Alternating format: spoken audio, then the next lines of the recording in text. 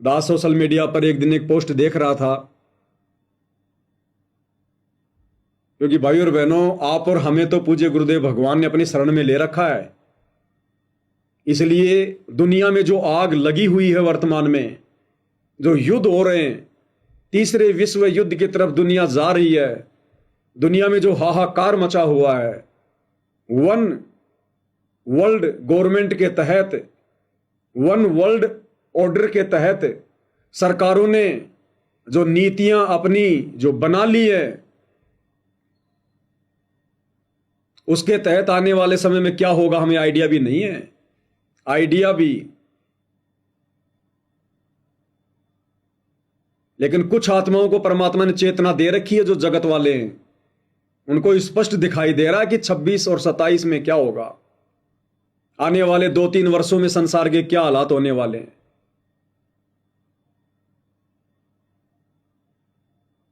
और गुरुद्वारों में लोग अनाज इकट्ठा करना शुरू कर दिए, अनाज इकट्ठा। आने वाले समय को देखते हुए पंजाब में गुरुद्वारों में लोगों ने सामान की पैकिंग करनी शुरू कर दी, पानी तक की पैकिंग करनी शुरू कर दी, सूखे राशन की डब्बों में पैकिंग करनी शुरू कर दी और जमा कर रहे हैं। आने वाले समय को देख करके खाएंगे क्या। एक छोटा सा वीडियो दास आपको दिखाता है जो सोशल मीडिया पर वायरल हो रहा है। इस वीडियो को देखकर भाई और बहनों हमारी समझ में, ये पंजाब का वीडियो है और किस प्रकार से लोगों ने आगामी समय को देखते हुए जो अकाल पड़ेगा, भूखमरी आएगी, लोगों ने किस प्रकार से गुरुद्वारों में नीचे बेसमेंट में, अंडरग्राउंड में पानी की बोतलें तक भी भर भर के रखनी शुरू कर दी। चने, दाल यानी सूखा राशन जो खा के अपनी जान उस समय बचाई जा सके। और लोग वीडियो बना बना के वायरल कर रहे हैं, दूसरों को भी कह रहे हैं कि भैया तुम भी करो। ध्यान से देखिएगा। वाहिगुरु जी का खालसा, वाहिगुरु जी की फतेह। आने वाले भयानक समय वास्ते डिटेक्टिव सिद्धू जी चंडीगढ़ वाले ਉਹਨਾਂ ਦੇ ਗ੍ਰਹਿ ਵਿਖੇ ਇਹ ਰਾਸ਼ਨ ਦੀ ਸਾਂਭ ਸੰਭਾਲ ਗੁਰੂ ਸਾਹਿਬ ਜੀ ਦੀ ਕਿਰਪਾ ਨਾਲ ਚੱਲ ਰਹੀ ਆ ਪਿਛਲੇ 4-5-6 ਮਹੀਨਿਆਂ ਤੋਂ। ਦੇਖੋ ਬੋਤਲਾਂ ਵਿੱਚ ਚਣਾ, ਚੌਲ, ਕਣਕ ਅਤੇ ਪਾਣੀ ਇਹਨਾਂ ਨੂੰ ਵਧੀਆ ਬੋਤਲਾਂ ਵਿੱਚ ਪੈਕ ਕਰਕੇ 에ਅਰ ਟਾਈਟ ਜਿਹੜੀਆਂ ਬੋਤਲਾਂ ਹੁੰਦੀਆਂ ਜਿਨ੍ਹਾਂ ਵਿੱਚ ਹਵਾ ਨਾ ਜਾਵੇ, ਵਧੀਆ ਕਿਸਮ ਦੀ ਕੁਆਲਿਟੀ ਦੀਆਂ ਬੋਤਲਾਂ ਮੰਗਾ ਕੇ ਉਹਨਾਂ ਵਿੱਚ ਪੈਕ ਕਰਕੇ ਸੰਭਾਲ ਰਹੇ ਆ। ਸੰਗਤ ਦੀ ਸੇਵਾ ਵਾਸਤੇ ਆਉਣ ਵਾਲੇ ਸਮੇਂ ਵਿੱਚ ਜਦੋਂ ਕਾਲ ਪੈਣੇ ਆ ਤੇ ਉਦੋਂ ਫਿਰ ਇਹ ਰਾਸ਼ਨ ਦੇ ਲੰਗਰ ਲੱਗਣਗੇ। ਜਿਹੜੇ ਗੁਰਮੁਖ ਪਿਆਰੇ ਨਾਮ ਜਪਣ ਵਾਲੀਆਂ ਰੂਹਾਂ ਬਚਣਗੀਆਂ ਉਹ ਫਿਰ ਰੁੱਖੀ ਮਿੱਸੀ ਖਾ ਕੇ ਸਰਵਾਈਵ ਕਰਨਗੀਆਂ, ਕਿਉਂਕਿ ਆਉਣ ਵਾਲਾ ਸਮਾਂ ਜਿਹੜਾ ਉਹ ਸਾਰੇ ਮਹਾਂਪੁਰਖ ਵੀ ਦੱਸ ਰਹੇ ਆ ਅਤੇ ਹੋਰ ਵੀ ਬਹੁਤ ਸਾਰੇ ਮਹਾਂਪੁਰਖ ਸਾਰੇ ਪਾਸੇ ਸੇਵਾ ਕਰ ਰਹੇ ਗੁਪਤ ਤੌਰ ਤੇ। ਅਨਾਜ, ਅਚਾਰ ਇਹ ਸਾਰਾ ਇਕੱਠਾ ਕਰ ਰਹੇ ਆ। ਸੋ ਇਹ ਦੇਖੋ ਬਾਸਮਤੀ ਰਾਈਸ ਵਧੀਆ ਅਤੇ ਚਣੇ ਵੀ ਵਧੀਆ ਕੁਆਲਿਟੀ ਦੇ, ਕਣਕ ਅਤੇ ਪਾਣੀ ਐਰੋ ਦਾ ਵਧੀਆ ਕੁਆਲਿਟੀ ਦਾ ਜਿਹੜਾ ਉਹ ਤਕਰੀਬਨ 50,000 ਲੀਟਰ ਪਾਣੀ ਪੈਕ ਹੋ ਚੁੱਕਾ। 1000 ਕੁਇੰਟਲ ਦੇ ਆਸ-ਪਾਸ ਅਨਾਜ ਜਿਹੜਾ ਉਹ ਪੈਕ ਹੋ ਚੁੱਕਾ ਅਤੇ ਸੇਵਾ ਚੱਲਦੀ ਰਹੇਗੀ। ਤੇ ਆਪ ਸਭ ਨੂੰ ਬੇਨਤੀ ਹੈ ਤੁਸੀਂ ਵੀ ਵੱਧ ਤੋਂ ਵੱਧ ਨਾਮ ਜਪੋ। ਆਉਣ ਵਾਲਾ ਸਮਾਂ ਭਿਆਨਕ ਹੈ, ਨਾਮ ਜਪੋ ਤੇ ਆਪਣੇ ਘਰਾਂ ਵਿੱਚ ਜ਼ਰੂਰ ਜਿੰਨਾ ਹੋ ਸਕੇ ਇਹ 4-5 ਚੀਜ਼ਾਂ ਜਿਹੜੀਆਂ ਜਿਨ੍ਹਾਂ ਦੀ ਸੈਲਫ ਲਾਈਫ ਬਹੁਤ ਜ਼ਿਆਦਾ ਹੁੰਦੀ ਆ ਇਹ ਜ਼ਰੂਰ ਰੱਖੋ। ਚੌਲ, ਚਣੇ, ਕਣਕ, ਪਾਣੀ ਅਤੇ ਮਸਾਲੇ, ਹਲਦੀ, ਲੂਣ, ਲਾਲ ਮਿਰਚ ਇਹ ਜ਼ਰੂਰ ਰੱਖੋ। ਤੇਲ ਸਰੋਂ ਦਾ ਤੜਕੇ ਵਾਸਤੇ ਅਤੇ ਹੋਰ ਜਿਹੜੀਆਂ ਚੀਜ਼ਾਂ ਜ਼ਰੂਰੀ ਹੈ ਜਿਵੇਂ ਕਿ ਪੱਖੀਆਂ, ਮੱਛਰਦਾਨੀਆਂ ਅਤੇ ਘਰਾਂ ਵਿੱਚ ਸ਼ਸਤਰ ਰੱਖੋ ਵੱਧ ਤੋਂ ਵੱਧ। ਹੋਰ ਵੀ ਜਿਹੜੀਆਂ ਤੁਹਾਡੇ ਦਿਮਾਗ ਵਿੱਚ ਆਉਂਦਾ, ਜਿੱਦਾਂ ਜਿੱਦਾਂ ਗੁਰੂ ਸਾਹਿਬ ਜੀ ਤੁਹਾਨੂੰ ਕਿਰਪਾ ਕਰਦੇ ਆ ਤੁਸੀਂ ਉਹ ਚੀਜ਼ਾਂ ਆਉਣ ਵਾਲੇ ਭਿਆਨਕ ਸਮੇਂ ਲਈ ਰੱਖ ਸਕਦੇ ਹੋ। ਕੱਪੜੇ ਆਪਣੇ ਸਾਰੇ ਜਿਹੜੇ ਉਹ ਵਧੀਆ ਪਲਾਸਟਿਕ ਦੇ ਲਿਫਾਫਿਆਂ ਵਿੱਚ ਪਾ ਕੇ ਰੱਖੋ। ਘਰਾਂ ਵਿੱਚ ਸ਼ਸਤਰ ਜ਼ਰੂਰ ਰੱਖੋ ਤੇ ਸਭ ਤੋਂ ਮੇਨ ਗੱਲ ਨਾਮ ਜਪੋ, ਕਿਉਂਕਿ ਨਾਮ ਜਪਣ ਵਾਲੇ ਹੀ ਬਚਣੇ ਆਉਣ ਵਾਲੇ ਭਿਆਨਕ ਸਮੇਂ ਵਿੱਚ। ਤੇ ਇਹ ਸਮਾਂ ਜਿਹੜਾ 25 ਤੋਂ 30-32 ਤੱਕ ਦੱਸਿਆ ਮਹਾਂਪੁਰਖਾਂ ਨੇ ਉਹ ਬਹੁਤ ਭਿਆਨਕ ਹੈ। ਉਸ ਤੋਂ ਬਾਅਦ ਫਿਰ ਥੋੜਾ ਮਾਹੌਲ ਜਿਹੜਾ ਉਹ ਸਹੀ ਹੋਏਗਾ। ठीक है जी। वाहिगुरु जी का खालसा, वाहिगुरु जी की फतेह। भाई और बहनों, हमने केवल इस भाई की एक बात को सीरियस लेना है और वो बात है ज्यादा से ज्यादा नाम जपो। नाम जपने वाली आत्माएं ही बच पाएंगी। अब बताओ भाई और बहनों, इन आत्माओं को कहां विश्वास है अपने वाहे गुरु पर? क्यों ये लोग इन गुरुद्वारों में जा रहे हैं? क्यों ये लोग गुरु ग्रंथ साहिब का पाठ कर रहे हैं? क्यों अपने आप को ये सिख कहते हैं? अगर तुम्हारी भक्ति सही है, तुम्हारा वाहे गुरु सही है, तुम्हारे धर्म और ये कर्म सही है, तो क्या आने वाले विनाशकारी समय में वाहे गुरु तुम्हारी रक्षा नहीं करेगा? फिर भगवान कौन से दिन हमारे काम आएगा?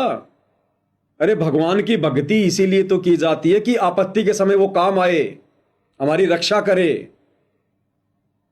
अब कहां इन लोगों को विश्वास है? ना मंदिरों में जाने वाले हिंदुओं को अपने भगवानों पे विश्वास, ना सिखों को जो गुरुद्वारे में जाते हैं वाहे गुरु पे विश्वास है, ना मस्जिद में जाने वाले मुसलमानों को अपने अल्लाह पे विश्वास है, ना चर्चों में जाने वाले ईसाइयों को अपने मसीहा पे विश्वास है। तो ये गलती हम असली मसीहा, असली वाहे गुरु, असली अल्लाह मौला, असली भगवानों का भगवान जो सतगुरु रामपाल जी परमेश्वर वर्तमान में धरती पर प्रकट है और हम उनकी शरण में हैं, हम आत्माओं ने यह गलती नहीं करनी है। चाहे कितना भयंकर अकाल पड़ो, कितनी बड़ी समस्या पैदा हो, हमने यदि एक बोतल पानी की भरकर यह सोचकर रख ली कि आने वाले समय में काम आएगी, अकाल पड़ेगा जब, यदि हमने 1 क्विंटल अनाज ये सोचकर खरीद कर रख लिया कि आने वाले विनाशकारी समय में काम आएगा, परमात्मा हमारे निकट भी नहीं आएगा उस समय, निकट भी।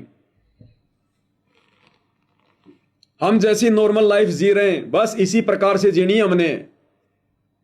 आज यदि हमारे घर में 10 किलो आटा है और शाम को यदि सरकार की तरफ से ऐलान हो गया कि भैया भयंकर अकाल पड़ेगा,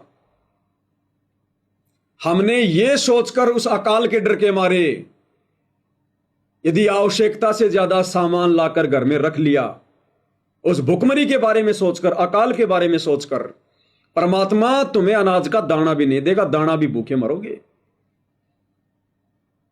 क्योंकि हम सच्चे परमेश्वर की शरण में हैं और गुरुदेव भगवान का वचन है और कहते हैं साध वचन पलटे नहीं पलट जाए ब्रह्मांड, साधु बोले सहज स्वभाव, साधु का बोलिया मिथ्या न जाए। गुरुदेव ने अपने मुख कमल से सत्संग कर रखे हैं कि बच्चों यदि भगवान पे विश्वास रखोगे, भक्ति मर्यादा में रह के करोगे, और जिस समय धरती पर खाने को अनाज का दाना भी नहीं होगा, उस समय यदि तुम्हारे घर में 2 दाने भी होंगे ना, 2 दाने, तो गुरुदेव ने बताया कि सुबह मटका आटे का भरा हुआ मिलेगा, पिसा पिसाया, तेल की पीपी, घी की पीपी हवन के लिए भरी मिलेगी। ये परमात्मा वही है जो सतयुग में था, त्रेता में था, द्वापर में था, 650 साल पहले आया था। इस परमात्मा के गुणों में, लक्षणों में कोई परिवर्तन नहीं है। परिवर्तन हमारे विश्वास में आ गया, कमजोरी हमारे विश्वास में आ गई। ये वही भगवान है जिसने भगत प्रहलाद को आग से बचने से बचाया, आग में जलने से बचाया। ये वही भगवान है जिसने मीरा के जहर को अमृत बनाया। ये वही भगवान है जिसने द्रौपदी का चीर बढ़ाया। ये वही भगवान है जिसने धना भगत के खेत में तुम्बे में ज्वार पैदा कर दी, तुम्बे में ज्वार। उसने तो बीज भी नहीं डाला, वो कंकड़ फेंक के आया था। तो आज आप और हमारे लिए क्या नहीं कर देगा ये भगवान? सिलेंडर भर देगा, रसोई में सामान भर देगा, हम भी खाएंगे और भूखी मरती जनता भी खाएगी। तो भाई और बहनों, विशेष परिस्थितियों में ही भगत की पहचान होगी। परमात्मा कहते हैं भक्ति भाव भादो नदी सबे चले गहराए, और सरिता सोए जानिए जो जेठ मास ठहराए। तो उस कापोती ब्राह्मण के सामने जो समस्या पैदा हुई थी, उसके विश्वास को देखने के लिए, उसके धर्म कर्म को देखने के लिए, ऐसे ही आने वाले समय में जरूरी नहीं है कि आज यदि परमात्मा हमें 2 टाइम की रोटी बहुत अच्छी दे रहा है, तो आने वाले विनाशकारी समय में भी 2 टाइम की रोटी इसी प्रकार से देगा। ये परमात्मा हर प्रकार से तोड़ मरोड़ के देखेगा, हर प्रकार से तोड़ मरोड़ के। परमात्मा कहते हैं पाकी फसल देख कर गरबैयो मत किसान, अभी तो झोले बहुत हैं, घर आले तब जान। हम सत्सेवकों को परमात्मा इन परिस्थितियों में क्यों रख रहे हैं? क्योंकि आने वाले समय में हम उन बिगड़ी हुई परिस्थितियों का सामना कर सकें। क्योंकि जो वर्तमान में संघर्ष कर रहा है, वो आने वाले समय में उस संघर्ष में भी संघर्ष करेगा। और जिन्होंने भगवान से भक्ति के अलावा केवल मांगा ही पैसा, धन दौलत, बच्चों की नौकरी, कार, कोठी, वो दे दी आज भगवान ने उनको, लेकिन ज्ञान को आधार बना नहीं रहे, मर्यादाओं में रह के भक्तियों कर नहीं रहे, तो आने वाले विनाशकारी समय को वो भगत नहीं झेल पाएंगे। तो इसलिए भाई और बहनों, भयानक समय तो आएगा, इसमें कोई दो राय नहीं है। अन्यथा इसी प्रकार से इसार जेल में बैठे हुए परम संत को, सतगुरु रामपाल जी को, कोई भी कल की भगवान के रूप में नहीं स्वीकार करेगा। कोई भी परमात्मा मानने को तैयार नहीं है। ये दुनिया अगर इसी प्रकार से चलती रही जैसा आज हम वर्तमान में देख रहे हैं, बड़े बड़े महलों में रह रहे हैं, बड़ी बड़ी गाड़ियों में चल रहे हैं, लोगों के बिजनेस सेट हैं, नौकरियां लग रहे हैं, खा रहे पी रहे हैं, ऐश कर रहे हैं, तो इस प्रकार से तो किसी को भगवान की आवश्यकता नहीं है। कोई जेल में बैठे हुए महात्मा को परमात्मा नहीं मानेगा। तो देश और दुनिया को वो बंदर आने वाले 2 से 3 वर्षों में परमात्मा दिखाएगा। तब ये दुनिया नाक रगड़ रगड़ के परमात्मा से अपनी जान की भीख मांगेगी। तब ये स्वीकार करेगी कि यहां मंदिरों में बैठे हिंदुओं के देवता भी फैल, मस्जिद में बैठा मुसलमानों का अल्लाह भी फैल, गुरुद्वारे में बैठा सिखों का वाहे गुरु भी फैल, और चर्चों में बैठा ईसाइयों का मसीहा भी फैल। तब दुनिया को अपनी औकात का पता चलेगा, अपनी हैसियत का पता चलेगा। जो आज 2 टाइम की रोटी बढ़िया मजे से खा रहे हैं, भक्ति की जिन्हें कोई आवश्यकता नहीं है बस। तो हम भगत भाई बहनों ने जिस प्रकार से हम वर्तमान में भक्ति कर रहे हैं अपने धर्म कर्म पर रहकर, हमने इसी प्रकार से अपने धर्म कर्म पर रहकर और अपने गुरुदेव भगवान पर दृढ़ विश्वास करके ये शरीर और ये प्राण इसी परमेश्वर सतगुरु रामपाल जी ने दिए हैं। ये चाहे भूखा रखे चाहे पेट को भर के रखे, इसकी मौज इसकी मर्जी। हम तो इसके आश्रय हैं, हम भोजन के आश्रय नहीं है। मिल रहा तो खा रहे हैं, नहीं मिलेगा तो कोई दिक्कत नहीं, भगवान के भजन के भरोसे रहेंगे। जैसे भगवान ने शेख फरीद को 12 साल तक रोजाना केवल 10-12 ग्राम अनाज खाता था, जब परमात्मा ने उसको जीवित रखा, तो आज तो भक्ति का पीक टाइम है, मोक्ष का प्राइम टाइम है। शेख फरीद तो आधी अधूरी भक्ति करता था, उसको तो मंत्र भी पूरे नहीं मिले थे। ना वो गुरु को भगवान मानता था, ना गुरु को भोग लगाता था, ना गुरु की आरती उतारता था। तो आज परमेश्वर हमारे लिए क्या कुछ नहीं कर देंगे। तो हमने किसी और का सहारा नहीं तकना। चाहे अकाल पड़े, चाहे भूखमरी आए, चाहे बाढ़ आए, चाहे भूकंप आए, चाहे महामारी आए, चाहे इमरजेंसी लगे, कुछ भी हो, हमने अपने गुरुदेव सतगुरु रामपाल जी परमेश्वर जी के अलावा किसी और से सौपन में भी उम्मीद नहीं करनी। भले पूरा परिवार भूखा मरे तो मर जाएंगे। उम्मीद केवल अपने गुरुदेव भगवान से। और फिर ये परमात्मा ऐसी आत्माओं को मरने नहीं देता। फिर कहते सो छल छिद्र मैं करूं अपने जन के काज। तो भाई और बहनों, हमने इतना दृढ़ इस भक्ति पर रहना है, लेकिन मर्यादाओं का विशेष ध्यान रखना। हमने बस मर्यादा ना टूटे, सावधानी हटी दुर्घटना घटी। फिर हम चाहे कितना सैक्रिफाई कर लें, कितना बलिदान कर लें, कितना झूठा विश्वास करके बैठ जाएं, अगर मटके में नीचे छेद हो रखा है तो ऊपर से पानी डालकर हम कितना ही विश्वास करके बैठ जाएं कि मेरा मटका भरा रहेगा, वो तो भाई निकलेगा पानी। तो अगर मर्यादा हमने तोड़ दी है, फिर हम चाहे कितना विश्वास कर लें, कितनी भक्ति कर लें, फिर हमारे संस्कार से तो हमारी मदद हो सकती है, लेकिन गुरुदेव के विशेष आशीर्वाद से नहीं हो सकती। अब संस्कार से तो आने वाले विकासकारी समय में, विनाशकारी समय में जगत वालों की भी मदद भगवान करेगा, ऐसी बात नहीं है, क्योंकि उनके संस्कार हैं उनके पिछले जन्म के। तो संस्कारों से हो सकता है भक्तों की भी हो जाए जो मर्यादा तोड़ के बैठे हुए हैं। तो आप और हमने तो भगवान के कोटे से मदद लेनी है। हमने अपनी भक्ति बर्बाद नहीं करनी, अपनी भक्ति हमने मोक्ष के लिए सेफ रखनी है। तो भाई और बहनों, इस कलयुग की पिछली पीढ़ी में बड़ी मुश्किल से आप और हमारा दाव लगा, ये मौका सा लगा हमारा, बिल्ली के भाग का छीका सा टूटा है। अब हमने दाव नहीं चूकना, हर प्रकार से चौकन्ना रहना, मर्यादाओं को लेकर, भक्ति को लेकर, धर्म कर्म को लेकर। ईमान बढ़ाई, राग द्वेष, ईर्ष्या, छल कपट, धोखाधड़ी, 2 पैसों के लिए स्वार्थ में आकर हमने बिल्कुल नहीं करनी। हमें खुद कोई ठग ले कोई दिक्कत नहीं, हम नहीं ठगेंगे किसी को, चाहे कैसी भी परिस्थितियां क्यों ना आ जाए। तो आने वाले समय में यदि पूज्य गुरुदेव भगवान हम नीच आत्माओं की हमारे विश्वास को परखने के लिए, हमें दृढ़ करने के लिए अगर इस प्रकार की छोटी मोटी कोई परीक्षा भी लेते हैं तो विशेष परिस्थितियों में हमने डगमग नहीं होना है, हमने सावधान हो जाना है, चौकन्ना हो जाना है कि ये बातें तो गुरुदेव ने अपने सत्संगों में पहले भी बोल रखी हैं, शिव सम्मन के उदाहरण दे रखे हैं। जानबूझ के परमात्मा ऐसी परिस्थितियां पैदा कर देता है जो भगत की परीक्षा लेता है। फिर सात संगतियों के माध्यम से भी हमें यही जानकारी दी गई। तो ऐसे समय में भाई और बहनों, हमने दोष पैदा नहीं करना, धर्म कर्म से, नेक नीति से नीचे नहीं गिरना।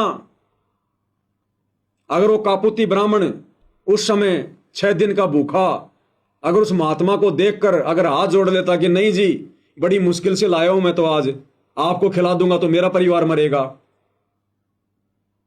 तो ना मरना होता तो भी मर जाता। लेकिन उसने अपने धर्म कर्म की आड़ में और अपने आप को बचा के रखा, नेक नीति से नीचे नहीं गिरा। तो भाई और बहनों, इसलिए परमात्मा कहते हैं कि भाई भक्ति भाव भादो नदी सब चले गहराए। जिस प्रकार जेठ के महीने में जब बरसात नहीं होती है और उस समय यदि किसी नदी में, किसी नाले में पानी बह रहा है तो वो असली नदी, असली नाला है। और बाकी बरसात के समय में तो छोटे मोटे नदी नाले भी पानी से ओतप्रोत होके बहते हैं। तो इसी प्रकार जब सुख होते हैं, फायदे होते हैं, तब तो हर कोई भगत जी, जय बंदी छोड़ की, जय परमात्मा की, मेरे गुरु जी भगवान, मेरे गुरु जी परमात्मा, मैं अपनी गर्दन कटवा लूंगा लेकिन भक्ति नहीं छोड़ूंगा।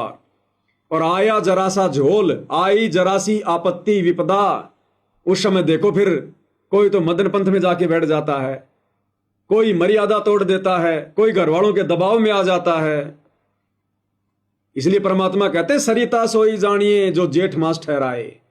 असली नदी की पहचान तो जेठ के महीने में होगी कि पानी आ रहा कि नहीं आ रहा। बरसात में तो हर छोटा मोटा नदी नाला बह के चलता है। तो असली भगत की पहचान आपत्तियों में, विपत्तियों में होती है कि भगत अपने धर्म कर्म पर दृढ़ है या नहीं है, अपने गुरु की मर्यादाओं पर दृढ़ है या नहीं है। तो भाई और बहनों, दास की तो प्रार्थना है, विनती है, गुरुदेव के ज्ञान आधार से मैं तो केवल यही अरदास कर सकता हूं कि भाई असंख्य युगों के बाद इस कलयुग की बिचली पीढ़ी में मनुष्य जन्म प्राप्त करने का मौका मिलता है हमें सौभाग्य से। और अब गुरुदेव ने हमें इतना कोर्स दे दिया, बार बार गुरुदेव ने सत्संग करके रिवीजन कर दिया, समझाने में कोई कसर नहीं छोड़ी। टीचर तो 1 साल में बच्चों की 2-2 बार लेता है परीक्षा, और हमारे गुरुदेव भगवान तो 25 वर्षों बाद, 30 वर्षों बाद परीक्षा ले रहे हैं हमारी, 30 वर्षों बाद, और वो भी हल्की फुल्की, अंदर से सारा भी दे रहे हैं उस कुम्हार की तरह। जैसे कुम्हार ऊपर मटके के चोट मारता है, अंदर हाथ रखता है। तो वर्तमान छोटी मोटी परीक्षा में भी पूज्य गुरुदेव भगवान हिसार जेल से बैठकर विशेष संदेश भेज के हमें सारा दे रहे हैं। और अपने गुरु को परम सहारा मानकर भी यदि कोई दृढ़ नहीं होता है, मर्यादा तोड़ देता है, लोक लाज दबाव में आकर भक्ति छोड़ देता है, तो भाई बहनों फिर क्या बनेगी? फिर ऐसी कमजोर आत्माओं को तो परमात्मा सतलोक नहीं लेकर जाएगा।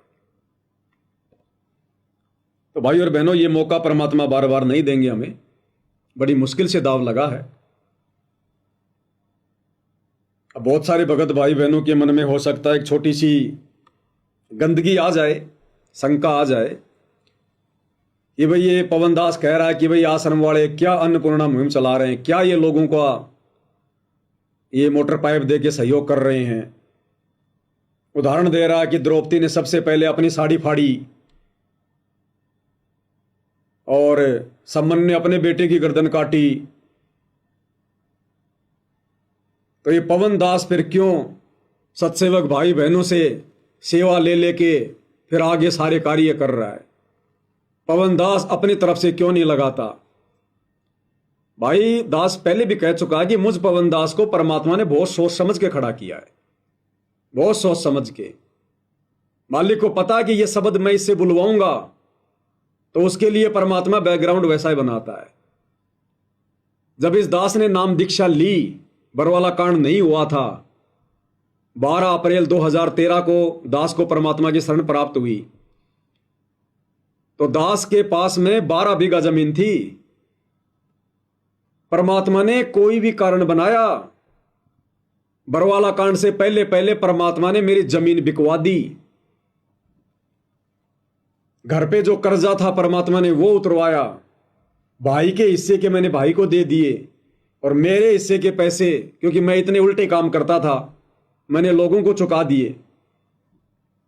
चवन्नी नहीं रही पास में। और आज गांव में ना मेरे पास में मकान है, एक टूटा फूटा सा मकान है जिसमें गधे भी नहीं बैठ सकते, गधे भी। और ना मेरे नाम पर कोई जमीन है। इसलिए पवन दास के पास तो परमात्मा ने ना मकान छोड़ा ना जमीन छोड़ी। शहर में भी दास केवल 20 साल से इस किराए के मकान में रह रहा है, किराए के मकान में, सन 2003 से। तो भैया मैं अपनी तरफ से केवल शारीरिक सेवा कर सकता हूं, लाइव आकर भाई बहनों को परमात्मा के ज्ञान आधार से समझाने की सेवा कर सकता हूं। आप लोगों के द्वारा दी गई सेवा का सदुपयोग मालिक के आशीर्वाद से दास जो कर सकता है। इसके अलावा मेरे पास अपना कुछ नहीं है लगाने के लिए। होता तो क्या पता परमात्मा लगवाते। इसलिए परमात्मा ने मेरे को उस दोष से भी मुक्त कर दिया। अगर मेरे पास 5-10 बीघा जमीन होती, कोई खुद का मकान होता, बैंक बैलेंस होता, तो आज फिर मैं ये शब्द नहीं बोल सकता था इन मैनेजमेंट वालों के खिलाफ कि भैया सेवा करनी है ना, अगर इस प्रकार से दान धर्म करना है तो पहले अपनी जमीन बेचो, अपने पैसों से करो, संगत का बाद में लेना। द्रौपदी ने सबसे पहले अपने खुद की साड़ी फाड़ी थी, दासी की नहीं फाड़ी। तो परमात्मा ने दास को उसी हिसाब से तैयार किया। भाई और बहनों, नंगा आदमी नहाएगा क्या, निचोड़ेगा क्या? और ये दास तो भाई और बहनों, जहां तक कोशिश होगी, जब तक दास के शरीर में प्राण है, इस गंदे लोक में है, तब तक दास तो भाई और बहनों मकान नहीं बनाएगा, एक 50 गज का प्लाट भी नहीं खरीदेगा अपने नाम पर। अपने नाम पर हुआ नहीं, और फिर यहां पर काल के लोक में पता नहीं क्या क्या विचार आएंगे, क्या क्या मन में अहंकार दोष पता नहीं क्या क्या आएगा। तो यहां तो दास के नाम पर कुछ नहीं है। एक छोटी सी गाड़ी भगत भाई बहनों ने लेके दे रखी है सेवा में। वो भगत भाई उसकी किस्त भरते हैं, उन्हीं के नाम पे गाड़ी है, किराए के मकान में रहता है दास।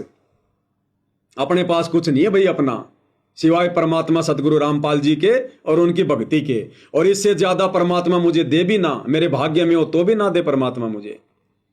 मालिक इसी स्थिति में रखे दास को। तो अगर इससे डाउन स्थिति में भी परमात्मा, अगर आप समझो उचित कि मेरी भक्ति केवल उसी स्थिति में बनेगी, तो मालिक के ऊपर है, हम तो उसके कुत्ते हैं।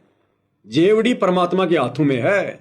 मालिक अगर रोड पर भिखारी बना के रखेगा, उसमें भी खुश रहेंगे। किसी पुड़िये के नीचे काला कंबल बिछाकर सोना पड़ जाए सह परिवार, उसमें भी खुश रहेंगे। मालिक की मोह चाहे महल में रखे, कोई मान बढ़ाई नहीं, कोई बेइज्जती नहीं, कुछ नहीं। तो हम तो परमात्मा से ये प्रार्थना करते हैं कि साईं इतना दीजिए जिसमें कुटुंब समाओ, हम भी भूखे ना रहे, साधु ना भूखा जाए। और परमात्मा जिंदगी में मेरे नाम पर कोई चीज ना हो, जिंदगी में। ये काल का लोग बहुत गंदा है, बहुत भयंकर है। कोई ऐसा काम करो मत जो ये कहना पड़े कि ये मेरा, ये मेरी। हमने तो अपने बाल बच्चों को भी परमात्मा के निमित्त कर देना चाहिए कि परमात्मा है भी आपके, आप ही की आत्मा है, मेरा तो केवल संस्कार है इनके साथ में। और संस्कार में भी मैं तो इतना दुखी हो रहा हूं, इतना परेशान हो रहा हूं। भाई बाल बच्चों को लेके तो आदमी दुखी रहता है, उनके पढ़ाई लिखाई, नौकरी, ब्याह शादी। तो अब तो सबको परमात्मा की शरण मिल गई। अब तो परमात्मा के चरणों में समर्पित कर दो कि मालिक, ना मेरा कोई बेटा, ना मेरी कोई बेटी, ना पत्नी, ना माता, ना पिता, ये सब आपकी आत्मा है। मेरे तो संस्कार थे, इनके साथ में जुड़े हुए थे। अब इन संस्कारों को भी काटो भगवान, आप अपने हिसाब से चलाओ। अब दास को तो फ्री करो, भक्ति में लगाओ, मालिक सेवा में लगाओ, यहां से बेड़ा पार कराओ। तो इस भाव से भाई और बहनों हमारी बात बनेगी। तो भाई और बहनों, परमात्मा के आशीर्वाद से आज ये छोटा सा संदेशा भाई बहनों को देना था। मालिक ने प्रेरणा की थी, गुरुदेव के आशीर्वाद से सब कुछ सही रहा, वीडियो भी सही चला, संदेशा भी चला गया भाई बहनों के पास में। तो हमने भाई और बहनों ये पांचों यज्ञ करते समय, गुरुदेव की भक्ति करते समय, हमने इस प्रकार से अपने भावों को जागृत करना है। अपने भावों को हमने ये नहीं सोचना कि केवल हम फोटो को भोग लगा रहे हैं, फोटो के सामने भोग लगा रहे हैं। साक्षात हमारे गुरुदेव भगवान बैठे हैं, ये विधान है। जब हम प्रार्थना करते हैं भोजन रख के कि हे परमपिता परमात्मा, सारी सृष्टि के रचनहार सतगुरु रामपाल जी भगवान जी, आप जी का भोग प्रसाद तैयार है, आप अपनी पवित्र रसना से इसे पवित्र करने की कृपा करें। हे परमेश्वर, भोग प्रसाद बनाते समय, लगाते समय या भोग की आरती करते समय यदि हम तुच्छ बुद्धि जीवों से कोई त्रुटि रहे तो हमें क्षमा करें परवरदिगार। तो ये वो समर्थ परमात्मा है, ये रह नहीं सकता।